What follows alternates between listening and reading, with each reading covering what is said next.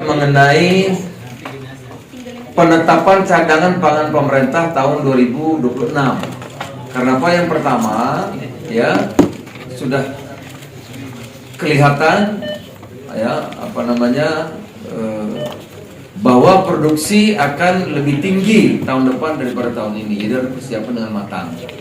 Penyerapannya, gudangnya, yang disampaikan Pak Mentan. Yang biasanya itu Maret, April, Mei baru panen raya, ini mungkin Februari sudah panen raya, Pak ya. Nah, panen raya. Jadi harus kita siap. Kalau tidak nanti kan harganya bisa jatuh lagi. Itu yang pertama. Yang kedua, Pak Kepala BGN ini luar biasa ini. Ya, nanti akan bulan Januari, Pak ya. Tanggal 8 Januari itu sudah 55 juta penerima manfaat. Ada 19.000 SPPG.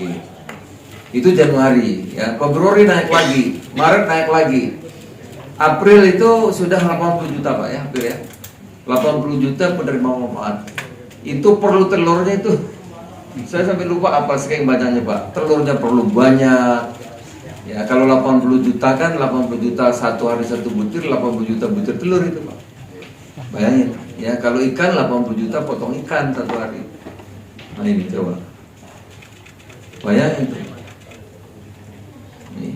Mei 72.800 penerima manfaat.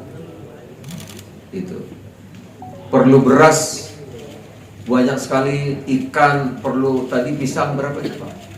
Satu SPPG itu 1,5 hektar. Itu buah pisang per tahun. Jadi kalau ada 30.000 perlu 50.000 hektar pisang, baru pisang, Pak. Belum ayam, belum beras, jadi kita persiapkan dengan baik.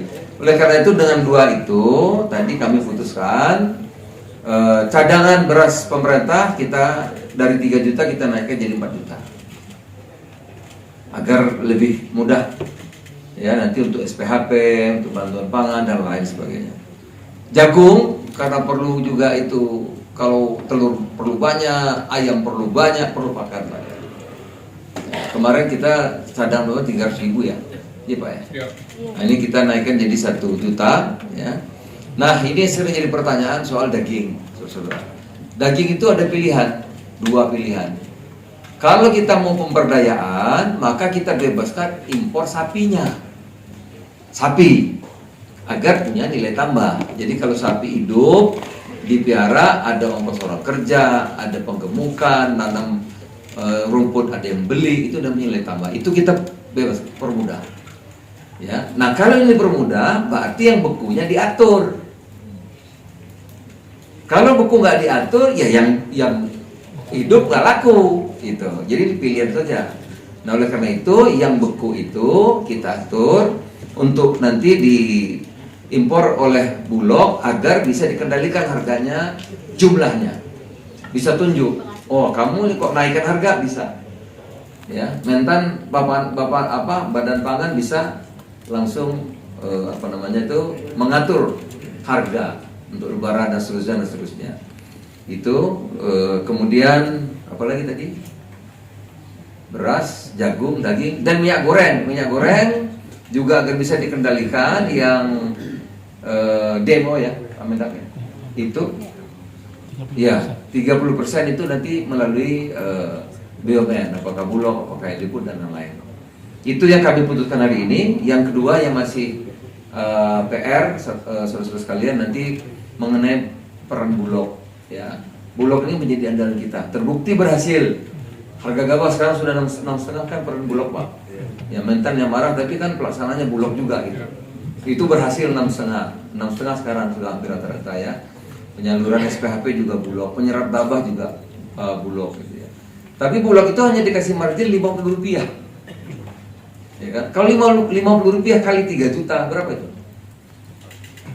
Ya, 150M. Bagaimana dia bisa mengirim ke Papua, ke Maluku satu harganya? Kan tidak mungkin. Nah, ini nanti kita akan bicarakan dengan BPKP.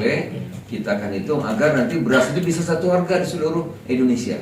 Jangan sampai nanti saudara kita daerah 3T tertinggal, terluar, terdepan itu tertinggal, terluar, termiskin, tapi membayar lebih mahal gitu. Nah, Nanti kita akan rapat berikutnya tahun 2026 pada kesempatan waktu libur kita akan rapat memutuskan mengenai itu. Download Tribun X sekarang, menghadirkan lokal menjadi Indonesia.